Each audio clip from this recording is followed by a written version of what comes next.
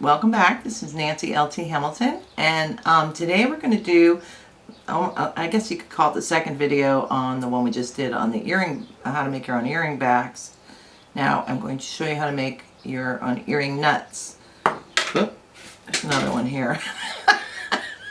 Have I ever done anything perfect? I mean, come on. So these things are pretty simple to make, and once you get your pattern down, scan it in the computer or something, you can make these things pretty quickly. And they're a really nice touch for your custom made pieces. So we'll get started on that. So you may be saying to yourself, Nancy, what kind of pattern do I draw for my little ear nut? Well, let the piece that you're making be your guide. So like this piece, it's got these little petals on here, so I designed my ear nut to mimic the shape of the leaves. If you're going to be doing floral earrings, maybe let's say you wanted to make earrings that look like this, design an ear nut that reflects that shape. Or you could do just round ones, square ones. You can use these little architectural templates to come up with ideas. You can even do, I gotta show you this one. Where is it? The toilet seat ear nut, if you so chose. But this is just one source for design inspiration, is using these templates. You can do anything, actually, whatever shape you want. Just don't make them too big so they're bigger than the earrings. That'd be kind of weird. So I'm going to show you how to draw them. So for the purpose of this video, I'm going to go with a simple shape, and I'm also going to make it way big. I mean, gosh, you don't want an ear nut to be this big, but we're going to go with a square. So that's our first step here. I like using the grid paper once again because you've always got a straight line to work off of. I'm going to switch and get my ruler here. So how you determine how long the legs are going to be is you measure the width of the piece, and this is actually 25. This pen is so thick. So you take half of that, which is 12 and a half. I'm going to pull over my little calculator. And then you multiply it by 2.5. And that's 31.25 per leg. So with millimeters, I can't do a quarter of a millimeter on here, so I'm just going to go with a 31. You want to find your center. So in the case of a square, you're going to mark 12 and a half, 12 and a half, 12 and a half. Fortunately for me, actually this is by design, kiddies, I know exactly where my middles are. So I'm just going to draw a line out through your middles. Let's see if I can kind of draw this straight, and I'm going to do it with a different marker here. And I'll just go down here like that. And then we know that these have to be 31 millimeters long, so we'll go ahead and marker 31 there. And our 31 over here, I'm just going to put it right there. And so that's the end of our ear wire. So if you want to, you can go ahead and mark it off like that at this point. Then the next trick is that this needs to be 3 millimeters at this end and 2 millimeters at this end. So what I have to do is take my trusty ruler, I'm going to turn this on you, and I'm going to put this ruler, I'm going to have 1 millimeter on each side. So let's see, there we go. There's 1 millimeter there and 1 millimeter there. I just put it on the center line. So I'm going to mark where there's a millimeter on either side. And then down here we need it to be 3 millimeters, so I'm going to put it at 1.5 on the line. And do 1 here, and then I'm going to count 3. 1, 2, 3. And mark the outside edge. And then we just connect the dots. So if I can do that. This is going to look awfully thin compared to this big giant square box, but so, ooh, that is very, very not even. I don't know what I did wrong. Let me fix that, kids. Sorry. Probably should have my optivisors on as usual. I'm operating in the dark here. 1, 2, oh, there it is. That's why I screwed up. Okay. And I'm going to put these in here. All right, let's try this again.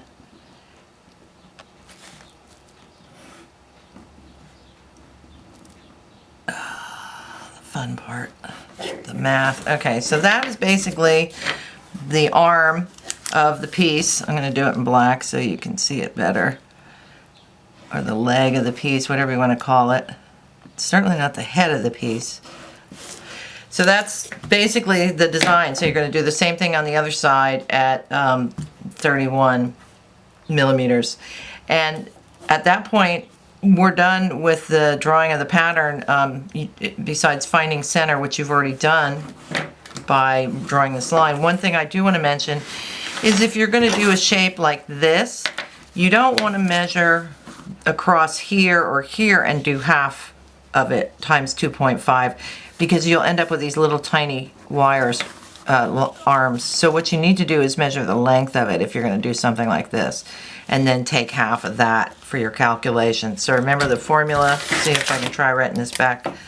Half of either width or length, depending on if you're going to do something like this or something like that, times, sorry, this is backwards and upside down, 2.5, and that'll give you the length per each leg.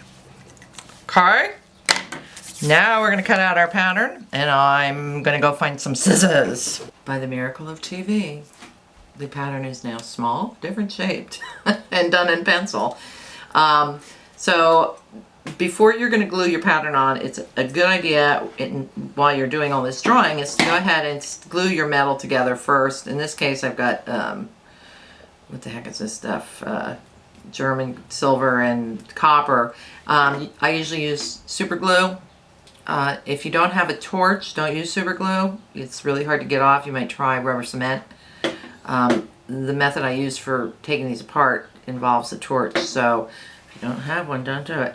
So, and then clamp it together and set that aside while you're drawing your pattern out, and then by the time you're done drawing, it should be ready to glue your pattern on, and like I've done here. So that's pretty mind-boggling, isn't it? This is a good stuff to glue your pattern on. It washes, it comes off with the water. So now, darling, we're going to be doing a hole here. And the reason we're going to be doing this is because you need a place to put your ear wire, remember? So, if you're going to use 20 gauge ear wire for the post, you also need to have a hole that fits 20 gauge wire. So, I have printed out this fabulous information. If you want a 3/32 uniform shanked 20 gauge drill bit from Rio Grande, here it is.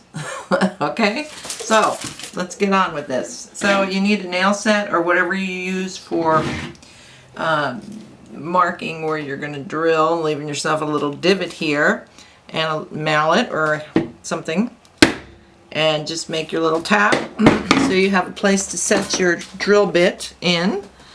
One thing I will mention about these little teeny ones, these teeny drill bits, is they do like to break off inside the metal. So you want to be careful not to wobble this thing around, and you don't want to push too hard and bow it. Just be very, very, very patient, darling, patient. And you'll eventually get through it. And if these are dull, just dump them, they're worthless. You can't force these. If in fact you do break off your drill bit, there is a little trick that my mother from the old country taught me. Take let's see if I can remember it. What is it, a half a teaspoon? Oh, I'm gonna have to cheat, kitty, sorry. No, I can't even find it. There it is. A tablespoon of alum in a half a cup of, and I'd say boiling water, hot water. The hotter the water is, the faster it will work. And leave your piece with the drill bit sitting. Of course, you're going to lose your pattern, you know, so you might want to saw it out first and then put it into the boiling alum water. And you might have to leave it there for a couple hours or a day, depends. These are pretty thin drill bits, so it shouldn't be too long. So you might have to do another set, start another project. But eventually, once you develop the patience necessary to drill with these stupid little drill bits, that's my suggestion. So we're going to go and saw this out next. So I am not going to saw this out for you. I do have a sawing video, which hopefully lovely Lisa will put a link to. After you've sawn this out, you need to remove the pattern and the two pieces of metal. So soak this in water, remove the paper, torch this sucker, and they will fall apart, and then go ahead and pickle them, and you'll be ready to move on at that point. So another thing, once you've removed the metal, you've got your raw pieces. Once again, we have another different pattern piece here. Wonders of TV or video or whatever we're doing. You want to finish this part before you do the next steps, because it will be impossible to clean it up and finish it later. So if you've got raw edges, get in there with your sanding disc or your sandpaper or your files or whatever you're going to do. Go ahead and finish this now. You might as well finish the outer surface too. Smooth all your edges down. Have it like ready, buffed, and everything you need to do on the finishing, okay? And then I'll show you the last steps to make these earwares. Not earwares. Ear nuts, okay? So the reason you're finishing this, by the way, is so it looks nice. So you want to take all your weird filing edges off, and if you want to brush finish on, if you have brush finish on your earrings, put a brush finish on your ear nut, la-di-da. So now I'm gonna, what we need to do is take our punch again, and you're gonna put a little, on a wooden block or stack of magazines or newspapers, you're gonna put like a little divot in there. That's quite a divot, Nancy. I'm so manly.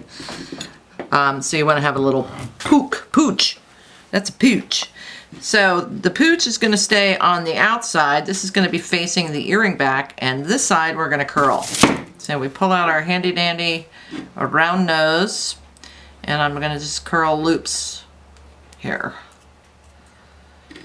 And rotate it, because once again our pliers are what are our pliers? Not even, so we have to switch sides so that we don't get one side bigger than the other side.